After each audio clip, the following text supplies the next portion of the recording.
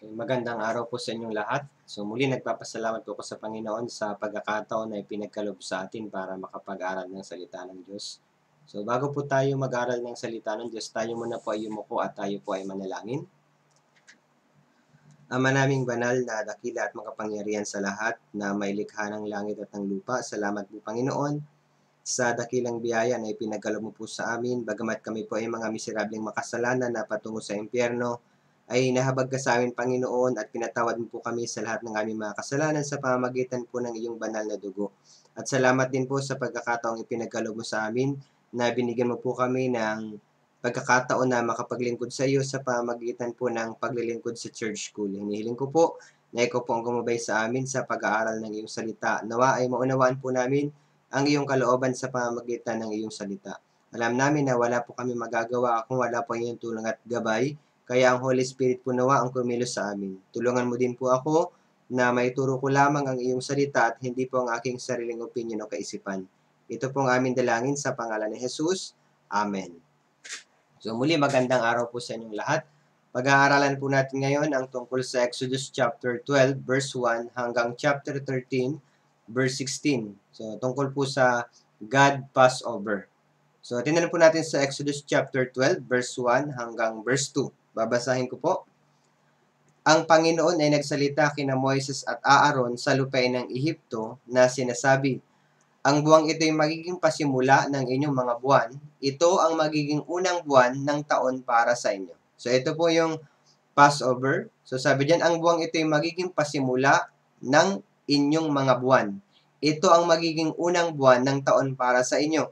So yung araw po ng Passover, sila po ay nagpatay ng kordero at yung dugo kinuha nila, ipinahid po nila sa haligi ng pinto, tsaka dun sa taas ng haligi ng pinto. And then, nagpatay po sila dyan ng kordero, kinuha yung dugo. Ipinahid doon sa haligi ng pinto at sa taas. Ibinigay ng Diyos yung buwang ito, yung napasimula ng Jewish calendar. So, ito yung araw na lumabas sila mula doon sa Ehipto. 400 years, naging alipin sila sa Ehipto, pero etong araw na ito ng Passover, ito yung araw na lumabas sila doon mula sa pagkaalipin. So, lumabas po sila sa Ehipto. So, Exodus chapter 12 verse 6, iyon ay inyong iingatan hanggang sa ika-14 na araw ng buwang ito, at papatayin ang buong kapulungan ng kapisanan ng Israel ang kanilang mga kordero sa paglubog ng araw. So, nagpapatay po sila ng kordero. So, sabi diyan, hanggang sa ika-4 na araw ng buwang ito at papatay ng buong kapulungan ng kapisanan ng Israel ang kanilang kordero sa paglubog ng araw. Si Jesus po, yung ating Panginoong Jesus, namatay din nung araw ng Passover. So sa araw po sa pagme-meditate po natin dito sa God Passover, mauunawaan natin dito kung paano, makikita natin kung paano iniligtas ng Diyos yung mga Israelita mula sa pagkaalipin sa loob ng 400 years doon po sa Egypt. So sa pamamagitan ng kwentong ito, mauunawaan natin kung paano rin tayo iniligtas ng Diyos mula sa pagkaalipin sa kasalanan. At kung paano tayo mamumuhay ng maayos na buhay Kristiyano pagkatapos na maligtas. So kung babalikan po natin yung kwento bago yung Passover, so pinadala ng Diyos si Moises doon sa Egypt. So para ilabas yung mga Israelita at makasamba sa Diyos. Ganun pa man, yung paraon hindi niya pinayagan yung mga Israelite na maglingkod sa Panginoong Diyos o sumamba sa Panginoon. Sa katunayan, nung pumunta si Moises sa paraon, hindi kilala nung paraon. So, yung paraon po yung hari ng Egypt. Hindi niya kilala kung sino yung Diyos ng Israel. Kaya para ipakita ng Diyos, kasi yun pong paraon sumasambayan sa mga Diyos-Diyosan, marami sila mga Diyos-Diyosan doon po sa Egypt, sa Ehipto. Hindi niya kilala yung tunay na Diyos. Kaya para ipakilala ng Diyos yung kanyang sarili, at para ipakita ng Diyos na siya yung tunay na Diyos, nagpadala ang Diyos ng 10 salot doon sa Ehipto. Para maniwala sila na ang Diyos ang tunay na Diyos.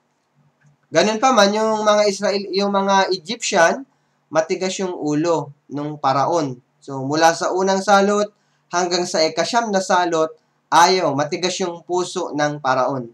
Kaya, panghuli, ipinadala ng Diyos yung pang-10 na salot. Tingnan natin sa Exodus chapter 11, verse 5 hanggang verse 6, makikita natin yung pang-10 salot. Sabi dito, lahat ng mga panganay sa lupain ng Ehipto ay mamamatay, mula sa panganay ng paraon na nakaupo sa kanyang trono hanggang sa panganay ng aliping babaeng nasa likuran ng gilingan, at ang lahat ng mga panganay ng mga hayop. Verse 6, magkakaroon ng malakas na panaghoy sa buong lupain ng Ehipto na hindi pa nagkaroon ng tulad nito at hindi na muling magkakaroon pa. So sabi dito, ito po hindi pa nangyayari nung time na ito, yung verse na ito. Sabi diyan, lahat ng mga panganay sa lupain ng Ehipto ay mamamatay. Yan po yung panghuling salot na ibibigay ng Diyos dun sa Ehipto. Magkakaroon ng malakas na panaghoy sa buong lupain ng Ehipto na hindi pa nagkaroon ng tulad nito at hindi na muling magkakaroon pa. So yung verse na ito hindi pa nangyayari. Kumbaga warning ito ng Diyos sa kanila. Sumisimbolo ito sa final judgment ng ating Panginoong Diyos. Dati nagkaroon ng water judgment. Sa panahon natin magkakaroon ng fire judgment. Hindi pa nangyayari. Parang ganito, ito po ibabala. Pero yung mga tao na babaliwalain yung babala ng Panginoon, kailangan nilang maborn again, mararanasan nila yung final judgment ng Panginoon. So, yung mga hindi na maniniwala doon sa dakilang biyaya ng Panginoon, mararanasan nila yung walang hanggang impyerno. Kaya nga, doon sa Ehipto, ipinadala yung sa ika-10 salot. Yung ika-10 salot na yan, mamamatay yung panganay sa kanilang mga sambahayan. Kaya para makaiwas sila doon, nagbigay ang Diyos ng paraan. Kailangan magpatay sila ng kordero, kunin yung dugo, ipahi doon sa haligid tsaka doon sa taas ng kanilang mga pintuan. So, yung ika-10 salot, sabi ko nga po, nagre-represent ito sa huling paghuhukom ng Diyos o hatol ng Diyos. Yung Egypt. So, yung paraon muna nagre-represent kay Satanas. Yung Ehipto, sumisimbolo po yan sa sanlibutan. Yung mundong ito natin ay nasa ilalim ng kapangyarihan nasa ilalim ng paghuhukom ng Diyos. Dahil lahat ng tao ipinanganak na makasalanan. Sabi sa Roma, chapter 3, verse 23, yamang lahat ay nagkasala at hindi nakaabot sa kaluwalhatian ng Diyos. Sabi din po sa Roma, chapter 6, verse 23, so, ang kabayaran ng kasalanan ay kamatayan. So, tayong lahat sa mundong ito ipinanganak na makasalanan. Nasa ilalim tayo ng paghuhukom ng Diyos. Parang yung mga Israelita, so sila, yung mga tao doon sa Ehipto, nasa ilalim ng paghuhukom ng Diyos. Ibibigay yung ikahuling salot. So, para makaiwas sila, nagbigay ang Diyos ng utos kung paano sila makakatakas doon sa ika-10 salot. Yung mga Israelita, maaaring takot na takot yung mga tao. Yung mga takot na takot sila sa panghuling salot. Pero nagbigay ang Diyos ng paraan kung paano sila makakaiwas. Una, kailangan sa Exodus chapter 12 verse 3, babasahin ko, sabihin ninyo sa buong kapulungan ng Israel, sa ika-10 araw ng buwang ito, ay kukuha ang bawat lalaki sa kanila ng isang kordero, ayon sa mga sambahayan ng kani-kanila mga ninuno. Isang kordero sa bawat sambahayan. So, para maligtas po sila, doon sa ika-10 salot, para hindi mamatay yung panganay sa kanila, firstborn, kailangan nila ng kordero. Yan yung una. So, pangalawa, So, yung una, yung kordero muna yung kailangan nila para maligtas doon sa salot. Kailangan nilang patayin yung kordero. Ganon din sa atin po. So, tayo ay nasa ilalim ng paghuhukom ng Diyos, kailangan din natin ng kordero. Sino yung kordero natin? Para maligtas tayo sa final judgment ng God, kailangan natin ng kordero. Sabi po sa John chapter 1 verse 29, kinabukasan nakita ni Juan si Jesus na lumalapit sa kanya at kanyang sinabi, narito ang kordero ng Diyos na nag-aalis ng kasalanan ng sanlibutan. So, tayo din po, kailangan natin ng kordero. Sino yung kordero natin? Si Jesus. Siya yung nag-aalis ng kasalanan ng sanlibutan. Parang yung mga Israelita, kailangan din nila ng kordero. Pero anong klaseng kordero yung kailangan ng mga Israelita? So, pangalawa, dapat yung kordero sa Exodus chapter 12 verse 5, babasahin ko, ang inyong kordero ay walang kapintasan, isang lalaki na 1 taong gulang. Inyong kukunin ito sa mga tupa o sa mga kambing. So, ulitin ko po. Yung pangalawa, dapat yung korderong ito na kinuha nila, walang kapintasan, isang lalaki. Korderong walang kapintasan. Ito ay sumisimbolo sa perpektong kordero ng Diyos. Si Jesus ay walang kapintasan, perfect. Siya lang yung qualified na magtubos ng ating mga kasalanan. So,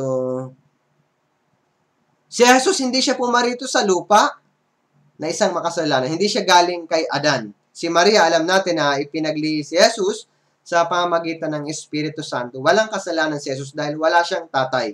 Hindi niya naman na yung dugo ni Adan. Sabi po sa unang Juan chapter 3 verse 5, nalalaman ninyo na siya'y nahayag upang magalis ng mga kasalanan at sa kanya'y walang kasalanan. So, si Jesus po walang kasalanan. Yung kanyang dugo, walang kapintasan yun. Sabi sa unang Pedro chapter 1 verse 19, babasahin ko, kundi ng mahalagang dugo ni Kristo, gaya ng sa korderong walang kapintasan at walang dungis. So, kailangan nila ng kordero na walang kapintasan. So, kailangan natin ng dugo ni Kristo. Si Jesus ay walang kapintasan. Maraming tao sa mundong ito, iniisip nila na makakapasok po sila sa langit sa pamamagitan ng paggawa ng mabuti o sarili nilang pagsisikap. Pero hindi nila, yung iba nagpipinitensya sa isip nila, dugo nila yung pwedeng ipangbayad. Pero hindi pwede yun kasi tayo po ay merong kapintasan, galing tayo kay Adan. So, tanging si Jesus lang yung kwalipikado na magtubos sa ating mga kasalanan. Siya lang, dahil wala siyang kapintasan. So, ano pa yung katangian ng kordero? Ano pa yung gagawin sa kordero pagkatapos na kunin ng mga Israelita? Exodus chapter 12, verse 6 hanggang 7. Babasahin ko. Iyon ay inyong iingatan hanggang sa ika-14 na araw ng buwang ito. Verse 7, pagkatapos kukuha sila ng dugo at ilalagay sa 2 haligi ng pinto at sa itaas ng pintuan sa mga bahay na kanilang kakainan. So, para mailagay po yung dugo doon sa haligi ng pinto at sa itaas ng pintuan, kailangan nilang patayin yung kordero. Pag pinatay, meron po yung pagdanak ng dugo. Para maligtas po yung panganay doon sa sambahayan, yung firstborn, kailangan nilang patayin. Sa halip na yung panganay yung mamatay, yung kordero yung mamamatay. Kailangan nilang patayin yung kordero, ipahid yung dugo doon sa haligi ng pinto, ilagay yung dugo doon, at ilagay doon sa itaas ng pintuan. So, yun yung kailangan nilang gawin para maligtas sila. Pag naglagay po sila ng dugo, pag sinunod nila yung utos ng Diyos, maliligtas sila. Sabi po sa Exodus chapter 12, verse 12 and 13, babasahin ko. Sapagkat ako'y dadaan sa lupain ng Ehipto sa gabing iyon, at aking pupuksain ang lahat ng mga panganay sa lupain ng Ehipto, maging tao man at hayop, at ilalapat ko ang hatol laban sa lahat ng mga Diyos ng Ehipto. Ako ang Panginoon. Ang dugo ay magiging sa inyo isang tanda sa mga bahay na inyong kinaroroonan. Kapag aking nakita ang dugo, lalampasan ko kayo at walang salot na papatay sa inyo kapag pinuksa ko ang lupain ng Ehipto. So sabi diyan, ang dugo ay magiging sa inyo isang tanda sa mga bahay na inyong kinaroroonan. Kapag aking nakita ang dugo, lalampasan ko kayo, walang salot na papatay sa inyo. So yan po yung utos ng Diyos. So kapag naglagay ka ng dugo, ina-assure ng salita ng Diyos, lalampasan ko kayo, walang salot na papatay sa inyo. So yun yung tanda. Pag may dugo, maliligtas sila. So, ulitin ko po, yung Ehipto ay sumisimbolo sa sanlibutan. Kagaya ng mga tao sa Ehipto, tayo din, kailangan natin ng dugo ni Jesucristo. Maaari, dun sa mga Egyptian, sa isip nila, hindi mahalaga yung dugo. Bakit tayo maglalagay ng dugo sa haligi ng pinto at sa itaas? Para sa kanila, maaring habang nakita nila, naglalagay ng dugo, yung mga Israelita, siguro, baka pinagtatawanan nila yung mga Israelita. Bakit kaya dugo ang inalalagay nila? Para saan kalayan? Nakakadiri, malangsa. So, maaari na ganun yung reaksyon ng mga Egyptian. Pero sa mga Israelita, napakahalaga ng utos ng Diyos. Sinunod nila yung utos ng Diyos. Kahit sa mga Egyptian, maaring sa isip nila, hindi ito mahalaga. Maaring sa isip ng Egyptian, isara lang natin yung pinto. Wala nang salot na papasok. I-lock natin, palitan natin yung kandado ng mas silyadong lock. Maaaring gano'n na maisip nila. Maaaring gumawa sila ng sariling paraan sa halip na yung dugo. Yung mga Egyptian, sa katunayan, hindi sila naglagay ng dugo. Yung Egyptian, sumisimbolo sa mga tao sa mundong ito na napakatigas ng ulo. Yung mga tao sa mundong ito, para sa kanila yung dugo ni Jesus walang kabuluhan. Para sa kanila kahangalan yung krus ng Panginoong Jesus. Maraming tao sa mundong ito ang gaya ng mga Egyptian. Binaliwala na nila yung dugo ng kordero. Yung mga tao sa panahon natin ngayon, binabaliwala nila yung dugo ni Jesus. Binabaliwala nila yung krus ng ating Panginoong Jesus. Yung kamatayan at muling pagkabuhay ng ating Panginoong Jesus. Para sa kanila, yung kordero ng Diyos, si Jesus, kahangalan. Tingnan natin sa unang Korinto chapter 1, verse 18. Babasahin ko. Sapagkat ang salita ng krus ay kahangalan sa mga napapahamak, ngunit sa atin na iniligtas, ito ay kapangyarihan ng Diyos. Sabi diyan, ang salita ng krus ay kahangalan sa mga napapahamak. So para sa mga hindi ligtas, walang kabuluhan ang krus ng ating Panginoon. Walang kabuluhan yung dugo ng Panginoong Jesus. Pero sabi niyan, ngunit sa atin na iniligtas, ito ang kapangyarihan ng Diyos. Pero sa halip na maniwala yung tao, binabaliwala nila yung dugo. Ano daw yung sinasabi nila para maligtas? Gumawa ng mabuti. Masigasig ka dapat magsimba. Meron nga po dito sa amin, may simbahan nakalagay daw po, kinuwento sa akin ng mga sister, sa ibang church daw po, pag hindi ka nagbigay ng offering, pupunta ka sa impyerno. So para sa kanila, yung daanan para makapasok sa langit, magbigay ka ng magbigay ng offering. So ito ay gawa ng tao. Kaya napakahalaga nito. Sabi diyan, ang salita ng krus kahangalan sa mga napapahamak. Binabaliwala nila yung krus. Binabaliwala na yung ginawa ng ating Panginoong Jesus. Pero sa atin, na iniligtas, ito ang kapangyarihan ng Diyos. Yung gospel, yan yung kapangyarihan ng Diyos para maligtas. Kaya nga hindi natin dapat ikahiya yung pangangaral ng Ebanghelyo. Sabi sa Roma chapter 1 verse 16, sapagkat hindi ko ikinahihiya ang Ebanghelyo, sapagkat ito ang kapangyarihan ng Diyos para sa kaligtasan ng bawat sumasampalataya, unay sa Hudyo at gayon din sa Griego. So sabi niya, hindi ko ikinahiya ang Ebanghelyo. Bakit po? Sapagkat ito ang kapangyarihan ng Diyos para sa kaligtasan. Pero para po sa iba, hindi gospel. So incomplete gospel yung itinuturo nila. Ibang ebanghelyo yung itinuturo nila. Sa halip na mag-focus sila sa blood, dugo ng ating Panginoong Jesus, nagpo-focus sila sa mga gawa.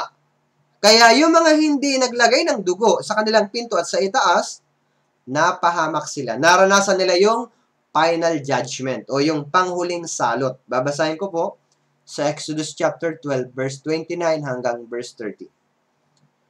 Pagsapit ng hating gabi, pinatay ng Panginoon ang lahat ng mga panganay sa lupain ng Ehipto, mula sa panganay ng Paraon na nakaupo sa kanyang trono, hanggang sa panganay ng bihag na nasa bilangguan, at lahat ng panganay sa mga hayop. Verse 30, ang Paraon ay bumangon ng gabi, pati ang lahat ng kanyang mga lingkod, at lahat ng mga Ehipsyo, at nagkaroon ng isang malakas na panaghoy sa Ehipto, sapagkat walang bahay na walang namatay. Nakakatakot po yung nangyari sa kanila. Pinatay ng Panginoon ang lahat ng mga panganay sa lupain ng Ehipto. Sino po yung pumatay? Pinatay ng Panginoon. Maraming nagsasabi, God is love, God is love. Ang Diyos daw pag-ibig. Pero hindi nila naintindihan, may galit ang Diyos. Doon sa mga taong hindi magsisisi, matigas ang ulo, mararanasan nila yung galit ng Diyos. Kaya nga, yung resulta ng kanilang hindi paglagay ng dugo o hindi paniniwala sa salita ng Diyos, hindi sila naglagay ng dugo, ano nangyari? Ang lahat ng sabi diyan, ang Paraon ay bumangon ng gabi, pati ang lahat ng kanyang mga lingkod. At lahat ng mga Ehipsyo, at nagkaroon ng isang malakas na panaghoy sa lupain ng Ehipto, sapagkat walang bahay na walang namatay. Ibig sabihin, lahat po ng bahay sa Ehipto may namatay. Yan ay resulta ng kanilang pagbaliwala doon sa salita ng Diyos. Pagbaliwala doon sa dugo ng kordero. Ganon din sa panahon natin ngayon. Sabi ko nga, maraming tao po na binabaliwala yung dugo ng ating Panginoong Jesus. Sabi nila, acceptance, prayer of acceptance yung ginagawa nila. Tanggapin mo doon si Jesus sa puso mo bilang personal na pagligtas. Walang dugo. Gawa mo yun. Kaya nga, anong klaseng nangyari sa mga tao doon sa Ehipto? Malakas na panaghoy. Ganon din po. Doon sa mga tao na babaliwalain yung dugo ng kordero, perfect na kordero, yung ating Panginoong Jesus, ano yung mangyayari sa kanila sa final judgment. Sabi sa Hebreo chapter 10 verse 29, babasahin ko.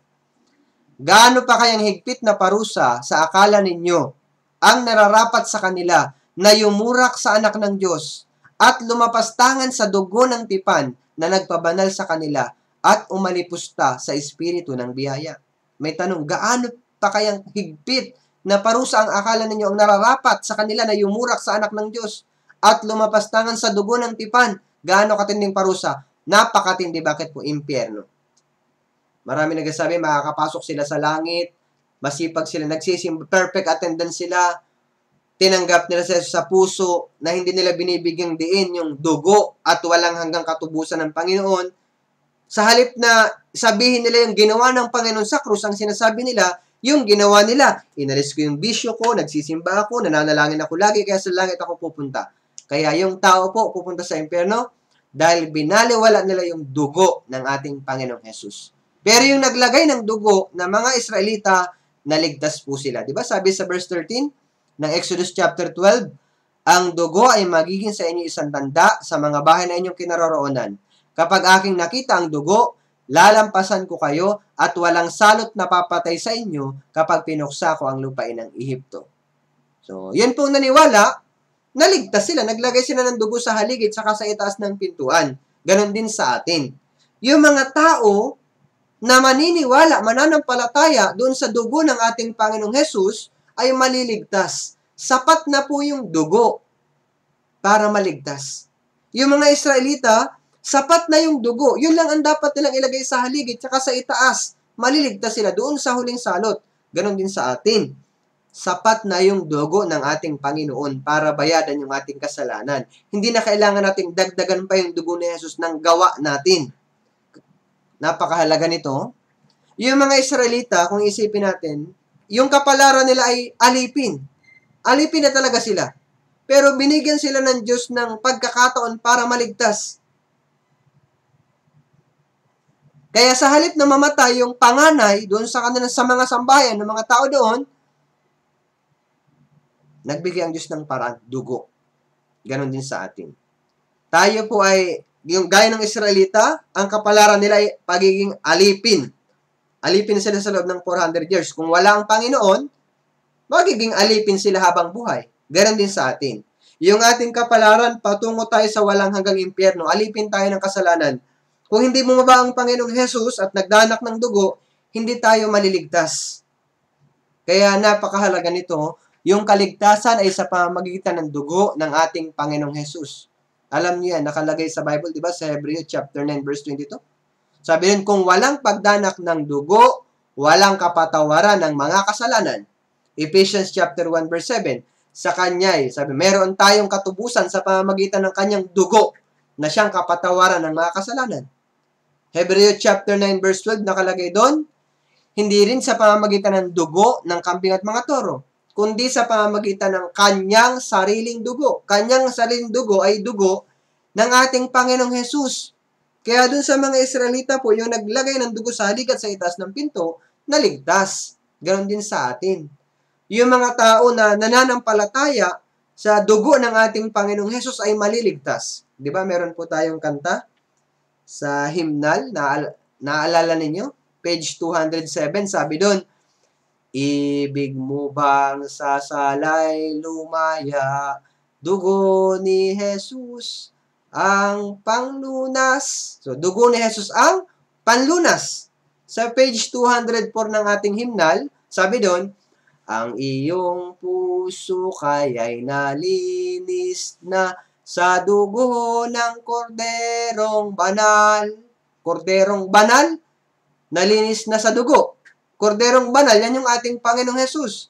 Sa page 250 ng ating hymnal, may makalilinis ba sa karumihan ng puso ko at hugasan ang sala tanging sa dugo ni Kristo.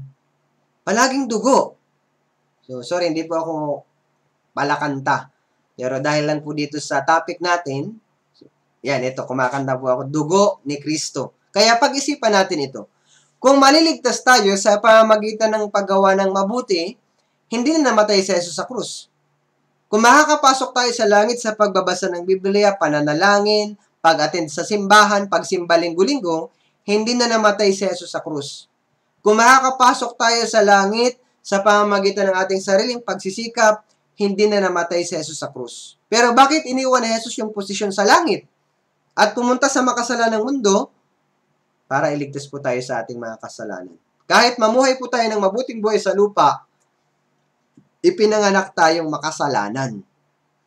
Kahit na magsimba-simba ka linggo-linggo, hindi mabubura ng pagsisimba mo ang kasalanan. Kailangan natin ang dugo ng ating Panginoong Hesukristo. Kung walang pagdanak ng dugo, walang kapatawaran ng mga kasalanan. Napakahalaga yan. So, si Jesus lang yung daan para maligtas. Diba sa Gawa chapter 4 verse 12, walang kaligtasan sa kanino paman, sapagkat walang ibang pangalan sa ilalim ng langit na ibinigay sa mga tao na ating ikaliligtas. So, dugo lang po ng ating Panginoong Jesus. Kaya yung mga Israelitang ito, bago sila lumabas sa Ehipto, tignan natin sa Exodus chapter 12, verse 1 and 2. So, ito po yung nangyari nung araw na Passover. Sabi dito, ang Panginoon ay nagsalita kina Moises at Aaron sa lupain ng Ehipto na sinasabi, ang buwang ito'y magiging pasimula ng inyong mga buwan. Ito ang magiging unang buwan ng taon para sa inyo. So sabi diyan, ang buwang ito'y magiging pasimula. So beginning ng inyong mga buwan. Ito ang magiging unang buwan. Binanggit na pasimula, unang buwan, magiging unang buwan. At taon, ng taon para sa inyo. Yung araw na paglabas nila sa Ehipto, yun yung unang araw ng kanilang buwan. Dati, nung sila po ay alipin pa sa Egypt, gumagamit sila ng Egyptian calendar. Pero nung lumabas na sila sa Ehipto, nung araw ng Passover, yun ay pasimula, nagpatay sila ng kordero, ipinahid nila sa haligi ng pinto at sa itaas, yun po ay pasimula ng araw nila. Ang gamit na nila ngayon, Jewish calendar. Ganon din tayo. Dati, nung tayo po ay hindi pa naligtas, walang kabuluhan yung buhay natin. Makasalanan. Pero pagkatapos na maligtas tayo sa dugo ni Jesus, yan na yung pasimula ng ating buhay. Ito na yung makabuluhan. Bakit? Ito na yung buhay na may kinalaman sa Diyos. Ano yung buhay natin dati nung hindi pa tayo ligtas? Ephesians chapter 2, verse 1. Sabi diyan, kayo nooy mga patay sa inyong mga pagsalangsang at mga kasalanan na dati ninyong nilakaran ayon sa lakad ng sanlibutan ito. Ayon sa pinuno ng kapangyarihan ng impapawid ng Espiritu na ngayon ay gumagawa sa mga anak ng pagsuway. Sabi diyan, kayo nooy patay sa inyong mga pagsalangsang at mga kasalanan. Tapos sabi sa verse 3, tayong lahat ay dating nabuhay sa gitna ng mga ito, sa mga pagnanasa ng laman. Namuhay po tayo sa kasalanan. Pero, sabi sa verse 5, maging noong tayo mga patay sa pamamagitan ng ating pagsuway, binuhay niya tayo kay Kristo. Sabi diyan, noong tayo patay dahil sa ating mga pagsuway. Nung hindi pa tayo ligtas, patay tayo. Patay tayo sa kasalanan. Patay ang ating espiritu. Parang mga Israelita. Sila po ay alipin sa loob ng 400 years. Walang kabuluhan. Pero pagkatapos na sila po ay yung Passover Day, yun na po yung pasimula. Ganon din sa atin. Nung araw yung mga Israelita nagpahid ng dugo sa haligi ng pinto at sa itaas ng pintuan at lumabas sila sa Ehipto, yun yung pasimula ng araw nila. Jewish calendar na yung gamit nila. Ganon din sa atin. Yung buhay natin nung hindi pa tayo ligtas, walang kinalaman sa Diyos. May kinalaman sa demonyo kasi puro tayo kasalanan. Pero pagkatapos na maligtas tayo, nagsimula yung bagong buhay. Ano na tayo ngayon? Bago na tayong nilalang. Nakalagay sa 2 Corinthians chapter 5 verse 17, sabi doon, kung sino man ay na kay Kristo, siya ay bagong nilalang. Ang mga lumang bagay lumipas na. Tingnan ninyo, ang lahat ay naging bago. Tayo po yan. Pagkatapos na maligtas, naging tayong bagong nilalang. So isipin natin yung mga Israelita. Nung hindi pa sila, nung wala pa yung Passover, ano nangyari? Ano yung kalagayan nila nung hindi pa sila naliligtas o hindi wala pa yung Passover Day? Ano yung kalagayan nila noon? Tingnan natin sa Exodus chapter 1, verse 13 and 14. Babasahin ko po. Malupit na pinapaglingkod ng mga Ehipsyo ang mga anak ni Israel. At kanilang pinapait ang kanilang buhay sa pamamagitan ng mahirap na paglilingkod, sa luwad at sa tisa, at sa lahat ng uri ng gawain. Sa bukid at sa lahat ng kanilang gawain ay malupit silang pinapaglingkod. So, tinan niyo po, malupit na paglilingkod, pinahirapan. So, malupit na pinaglingkod, mahirap. Malupit silang paulit-ulit po, malupit na pinaglingkod. Pinahirapan sila. Naging silang alipin. Yan po ang dati nilang posisyon. Alipin ng paraon. Sino si paraon? Sumisimbolo kay Satan. Ganon din sa atin. Tayo dati ay alipin ng demonyo. Nasa ilalim tayo ng kapangyarihan ni Satanas dati nung hindi pa tayo ligtas. Pero yung Israel, nung Passover Day, yun daw yung araw ng pasimula ng kanilang mga buwan at taon. Ganon din sa atin. So, pagkatapos na mapalaya tayo, nabago tayo. Naging tayong bagong nilalang. So, ano nang tawag ngayon sa mga Israelita? Nung pong sila dati alipin, ano na sila ngayon? Nung Passover Day. Pagkatapos na magpahid sila ng dugo sa haligi ng pinto at sa itaas, at umalis sila sa Ehipto, ano na ang tawag sa kanila? Tingnan natin sa Exodus chapter 12, verse 15. Sabi dito, Exodus chapter 12, verse 41, sa katapusan ng 430 taon ng araw ding iyon, ang lahat ng mga hukbo ng Panginoon ay umalis sa lupain ng Ehipto. Tingnan niyo po 430 taon. Ano yon? Alipin sila. Ng araw ding iyon, yun yung Passover. Ang lahat ng mga hukbo ng Panginoon ay umalis sa lupain ng Ehipto. Ano na sila ngayon? Sabi diyan, ang lahat ng mga hukbo ng Panginoon. Hindi na alipin ng paraon, kundi ang lahat ng hukbo ng Panginoon. Ibig sabihin, soldiers of God, armies of God. Dati, kahabag-habag yung sitwasyon nila dahil po sila ay alipin ng Faraon. Pero magkatapos po nung Passover, naging silang armies of God. Ganon din sa atin. So, pagkatapos dati, tayo ay alipin ni Satanas. Ano na tayo ngayon? Sundalo ng Diyos. Kawal ng Diyos. Sabi sa 2 Timothy, chapter 2, verse 3, sabi doon, nakalagay dun sa 2 Timothy chapter 2, verse 3, mabuting kawal ni Kristo. Makipagtiis ka ng mga kahirapan, gaya ng mabuting kawal ni Kristo. Yun po ang sabi doon. So, tayo po yun. Mabuting kawal ni Kristo. Pagkatapos na maligtas, naging kawal tayo ng Panginoon. Ano yung trabaho natin? Bigyang lugod ng Diyos. Sundalo tayo ng Diyos. So, ngayon, naging na silang armies of God. Ano na yung dapat nilang gawin? Naging army na sila, naligtas yung panganay, naging armies of God. Anong kasunod? Exodus chapter 12, verse 15 and 17. Pagkatapos po nung Passover, may kasunod na kapistahan na kailangan nilang sundin. Ito po yung Exodus chapter 12, verse 15 at 17. Babasahin ko.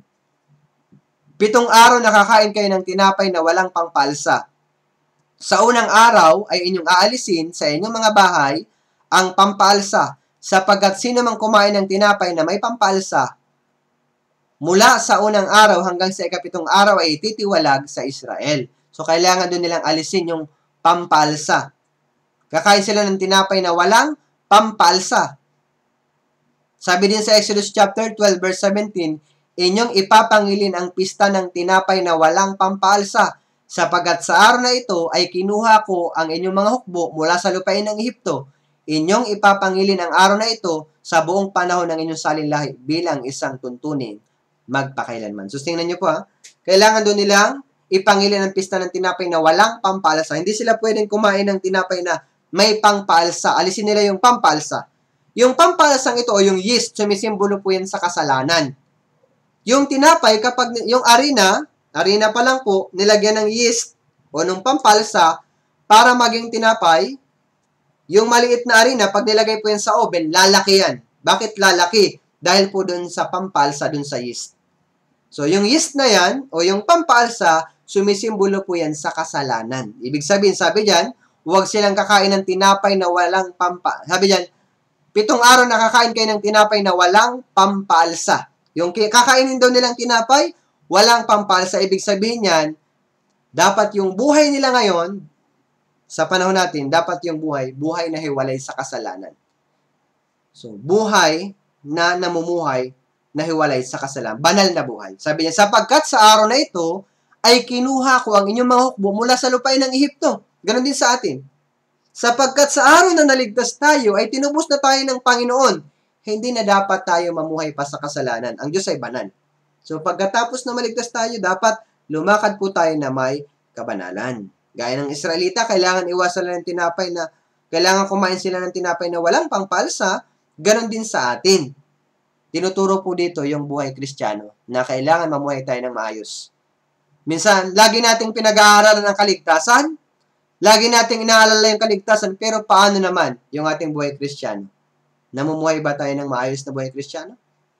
So sabi sa unang Korinto chapter 5 verse 6, hindi mabuti ang inyong pagmamapuri. Hindi ba ninyo nalalaman na ang kaunting pangpalsa ay nagpapalsa sa buong masa? So yung kaunting pangpalsa, nagpapalsa sa buong masa? Ibig sabihin, maliit lang yung tinapay, yung harina, kapag nilagyan mo ng harina ng pampalsa, lalaki yan. Pag nilagyan mo sa oven, magiging malaking tinapay.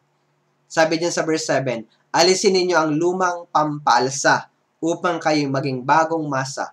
Kung paanong kayo ngay walang pampalsa, sapagkat si Kristo ang kordero ng ating Pasko ay naialay na. Alisin ninyo ang lumang pampalsa, alisin yung kasalanan. Maliit lang na kasalanan, alisin mo na. Ibig sabihin, kailangan maging sensitibo tayo sa kasalanan. Diba? Sa awit na mga awit, o Songs of Solomon, chapter 2, verse 15, sabi doon, ihuli ninyo kami ng mga munting asong gubat. Ng mga munting asong gubat na sumisira ng mga ubasan, sapagat ang aming ubasan ay namumulaklak na. So sabi doon, ihuli niyo kami ng mga munting asong gubat. Yung munting asong gubat, pwedeng baliwalain. Pero sabi, hulihin daw po. Bakit? Sumisira ng mga ubasan. Yung munting asong gubat na yan, sumisimbolin sa maliit na kasalanan. Kahit maliit pa lang yung kasalanan, maging sensitibo tayo sa kasalanan, alisin na. Bakit po? Yan ang sisira ng ating buhay Kristiyano. Namumulaklak na daw yung ubasan. Namumulaklak na, lumalago na, pero ano po? Sisirain ng munting asong gubat. Ganon din tayo.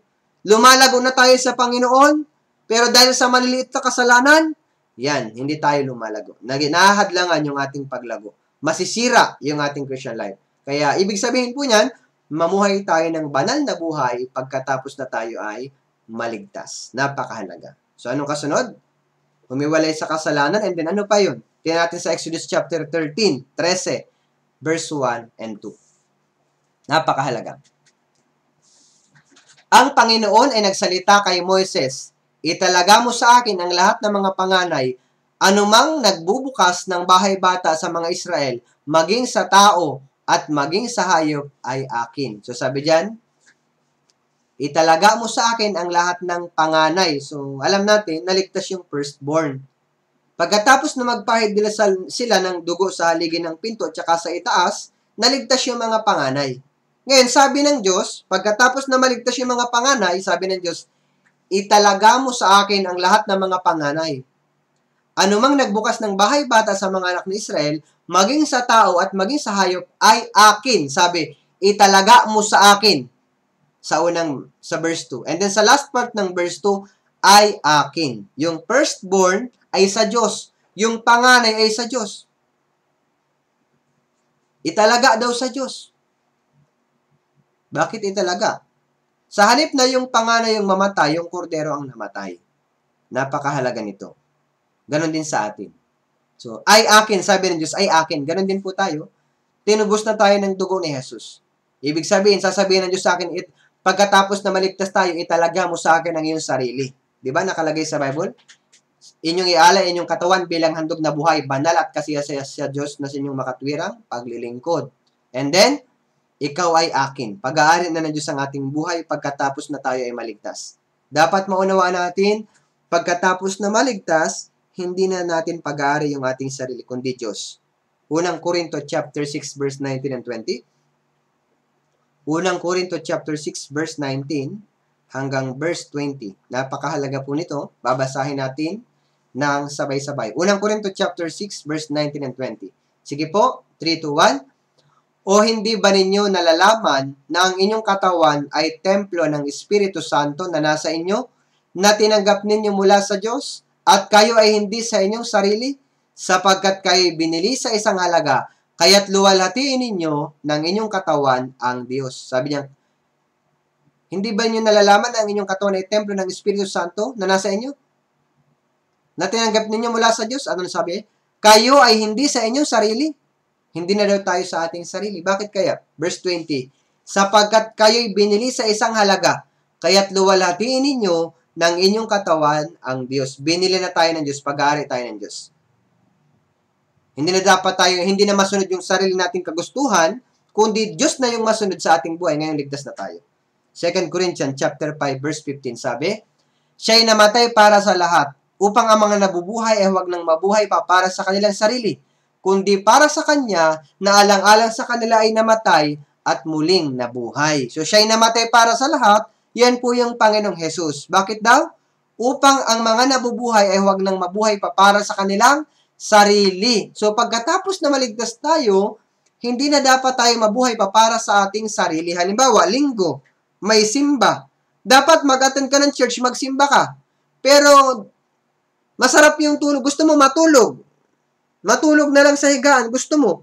So dati, nung hindi ka paligtas, puro tulog na lang. Ngayong ligtas ka na, hindi na dapat masunod yung sarili. Linggo ngayon, pupunta ako sa church, magsisimba ako. Pagising mo sa umaga dati, pagising mo, bukas ka agad ng TV.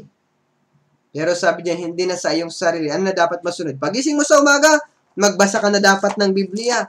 Manalangin ka na sa Panginoon. Bakit? Hindi mo na pag-aari ang buhay mo. Pag-aari na ng Diyos. Dapat yung buong maghapon natin may kinalaman sa Diyos. May kinalaman sa Diyos. I-check natin yung ating sarili. Ngayong araw, ano yung kinalaman ko sa Diyos? Yung mga ginawa ko ba may kinalaman sa Diyos? O puro na lang mga may kinalaman sa sanlibutan ito? Mahalagang i-check natin yung ating sarili. So, isa pa po. Exodus chapter 12, verse 14. Napakahalaga. Ang araw na ito yung magiging sa inyo isang alaala at inyong ipagdiriwang bilang pista sa Panginoon. Sa buong panahon ng inyong mga salinlahi ay inyong ipagdiriwang bilang isang tuntunin magpakailanman. So sabi diyan, kailangan daw nilang i-celebrate yung Passover Day. Yung araw ng Paskwa, kailangan nilang i-celebrate. Sabi, ang araw na ito ay magiging sa inyo isang alaala. Memorial po yan. Inyong ipagdiriwang bilang pista ng sa Panginoon. Hanggang kailan? Sa buong panahon ng inyong salinlahi. Magpakailanman. So sabi diyan, yun yung araw na kailangan, yung araw ng yung Passover Day, yun yung araw na naligtas sila, nabago sila. Yun yung araw na naging bago silang nilalang. Dati alipin sila sa loob ng 430 years, pero po, nung Passover Day, naging silang hukbo ng Diyos.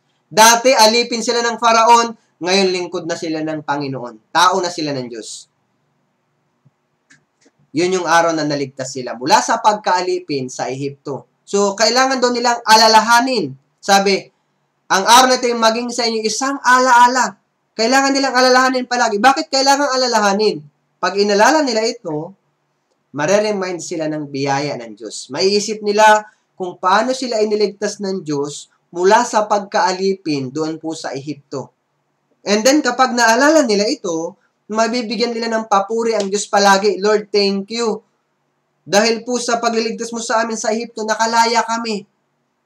Hindi lang po sabi diyan, inyong pagdiriwang bilang pista ng Panginoon sa buong panahon ng inyong mga salinlahi ay inyong ipagdiriwang bilang tuntunin magpakailanman. So habang nabubuhay sila, dapat pala lagi nilang alalahanin yung pagliligtas sa kanila ng Diyos mula sa Ehipto.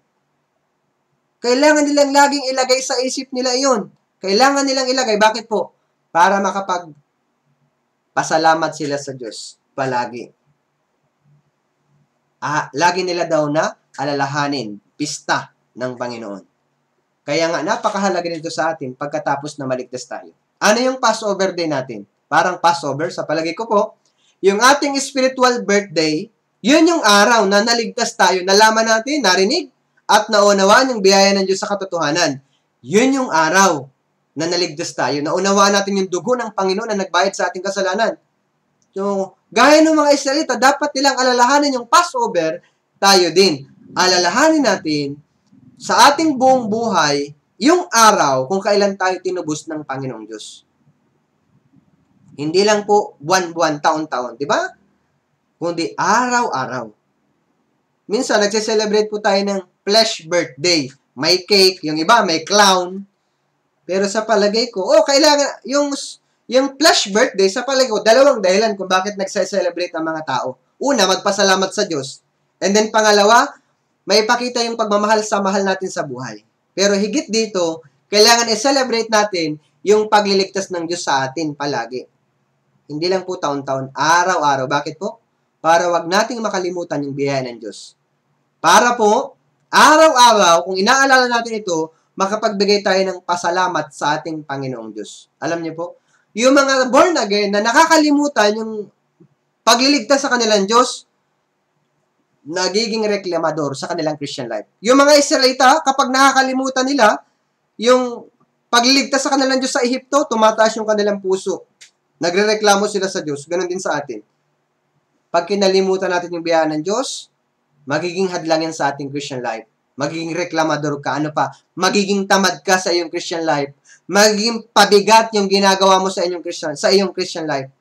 Kaya para hindi maging pabigat at reklamador tayo sa Diyos, anong dapat natin gawin? Alalahanin natin yung krus. Kahit na magsakripisyo tayo o mamatay ng ilang daang beses, kulang pa yun para ibayad sa dugo ng ating Panginoong Jesus. So ano yung humihikayat sa atin para maglingkod sa Panginoon? 2 Corinthians chapter 5 verse 14 sabi, ang pag-ibig ni Kristo ang humihimok sa amin, sapagkat kami ay lubos na naniniwala na ang isa ay namatay para sa lahat, kaya't ang lahat ay namatay. So sabi diyan, ang pag-ibig ni Kristo ang humihimok sa amin. Opo, yung dugo, yung pag-ibig ng Panginoon, yung nagligtas sa atin sa krus, yun yung magpapatakbo sa ating buhay Kristiyano. Pero pag nakakalimutan natin yung pag-ibig ng Panginoon, yung pagliligtas ng Diyos, nagiging tamad. Nanlalamig yung pag-ibig, nagiging tamad, nagiging reklamador, nagiging pabigat yung ginagawa natin. Kaya ano dapat natin gawin? Gaya ng mga Israelita, sabi ng Panginoon, inyong ipagdiwang ang pista ng Panginoon sa buong panahon ng inyong salinlahi ay inyong ipagdiriwang bilang isang tuntunin magpakailanman. Ganon din sa atin. So, alalahanin natin araw-araw yung biyaya ng Diyos. Alalahanin natin araw-araw yung pagtubos ng ating Panginoong Hesus. And then, kapag inalala natin yan, kahit anong hirap ng buhay, magagawa nating magpasalamat sa ating Panginoong Diyos. Napakahalaga niyan. Sa panahon natin ngayon, maraming brothers and sisters na wala ng trabaho. Meron po, 1 linggo ang pasok, naging 2 araw na lang para hindi magbawas ng trabaho yung kumpanyang pinapasukan, nag-shifting na lang sila. Dalawang beses na lang papasok sa 1 linggo ang bawat empleyado. So maraming problema, physically, ang nangyayari sa panahon natin. Pero minsan, yung ating mga kapitbahay o mga tao sa paligid natin, nagtataka, sabi nila, uy, parang wala kang problema. Minsan nagugulat sila, bakit may problema ka pero parang wala kang problema? May nangyari sa yung problema, bakit nakatawa ka pa rin? Nagtataka yung mga tao sa paligid natin. Bakit po? Anong dahilan? Dahil puno tayo ng biyaya ng Diyos. Nag-iinit sa ating puso yung pag-ibig ng ating Panginoon Jesus. Yan din po, isang halimbawa niyan, si Habakuk. Tingnan natin sa Habakuk chapter 3, verse 17 at verse 18. Habakuk chapter 3, verse 17 hanggang verse 18. Napakahalaga nitong Bible verse na ito. Siguro kabisado niyo po ito. Habakuk chapter 3, verse 17 hanggang verse 18. Babasahin ko po. O basahin natin ng sabay-sabay. Sige po, 3, 2, 1. Bagamat ang puno ng igos ay hindi namumulaklak, ni magkakaroon man ng bunga sa mga puno ng ubas, ang ulibo ay hindi magbubunga, at ang mga bukid ay hindi magbibigay ng pagkain, ang kawan ay aalisin sa kulungan, at hindi na magkakaroon ng bakahan sa mga silungan. Gayon may magagalak ako sa Panginoon, ako'y magagalak sa Diyos ng aking kaligtasan. So sabi diyan, bagamat ang puno ng igos hindi mamulaklak, ni magkaroon man ng bunga sa puno ng ubas, ni ang ulibo hindi magbunga, at ang bukid hindi magbigay ng pagkain, at ang kawan ay alisin sa kulungan, at hindi magkaroon ng bakahan sa mga silungan, ang ibig sabihin, nawala lahat sa kanya. So, sa mga unbelievers, maring kung mawala lahat, malungkot ka na. Pasan mo na yung mundo. Gusto na mag-suicide. Marami po ngayon.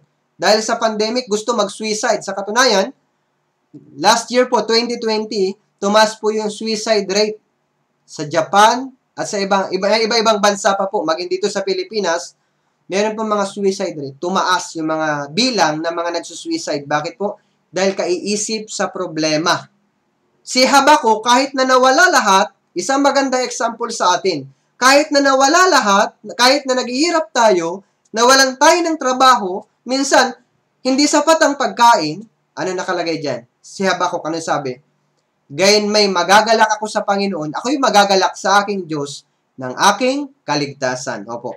So, kahit na may mga problema tayo, physically na pinagdadaan sa mundong ito, masaya pa rin tayo. Bakit po? Dahil sa kaligtasan. Yun yung hindi alam ng mga tao sa paligid natin. Kaya, nagtataka yung mga tao sa paligid natin, kahit na magulo na yung mundo, kahit na magulo yung paligid, nag-aalala nakakatakot yung paligid, pagulo ng pagulo, pasama ng pasama, nagagawa pa rin nating tumawa sa kabila ng mga pagsubok na yan. Bakit po? Nasa atin na yung dakilang kaligtasan ng ating Panginoong Hesus. Meron tayong walang hanggang buhay, meron tayong walang hanggang pag-asa, walang hanggang gantimpala na inihanda ng Diyos para sa atin. So, naunawaan niyo po yung ating pinag-aralan. So, I'm sorry po, yung script isesend ko po, pero ipagpaumanhin niyo po yung mga minsan wrong grammar, paki-check niyo na lang po. And kung merong wrong in spelling. Ang mahalaga, mag-focus po kayo dun sa mensahe. Mahina po ako sa English, pero mag-focus po kayo dun sa message na nais ibigay ng ating Panginoong Diyos. Huwag po kayo mag-focus sa akin, mahina po ako. Lalo na po sa English, mahina po ako. Kaya paki-check niyo na lang po, and then ipagpaumanhin niyo po kung may mga medyo mali po yung grammar or spelling. So, sige po, hanggang dito na lang. Tayo pong lahat ay yumuko at tayo po ay manalangin. Ama naming banal na dakila at makapangyarihan sa lahat, salamat po sa dakilang biyaya na ipinagkaloob mo sa amin. Bagamat kami po, Panginoon, ay walang kabuluhan, iniligtas mo po kami, Panginoon, sa walang hanggang kapahamakan doon sa impyerno. Salamat po dahil binigyan mo kami ng pagkakataon na makapaglingkod sa iyo. Hinihiling namin, Lord, na patuloy na gabayan mo po kami sa aming Christian life. Bagamat kami po ay mahina at walang kakayahan, hinihiling po namin ang tulong ng Holy Spirit na ikaw po ang gumabay sa amin. Tulungan mo po kami na makapamuhay ng naaayon sa iyong kalooban at nawa, yung biyaya na ibinigay mo sa amin ay maibigay din namin sa mga tao sa paligid namin. Marami pa pong tao sa paligid namin ang hindi nauunawaan ng kaligtasan. Nawa, Lord, tulungan mo po kami na makapag-evangelize pa ng maraming kaluluwa sa paligid namin na hindi pa naliligtas. At higit sa lahat, Panginoon, tulungan mo po kami na kung meron man pong mga mali sa aming buhay ay maituwid po namin sa pamamagitan ng iyong salita. At nawa, maratnan mo po kami na hindi kami mapapahiya sa iyong harapan. Sa iyo po ang papurit para salamat. Ito pong aming dalangin sa pangalan ni Jesus. Amen. So maraming salamat po.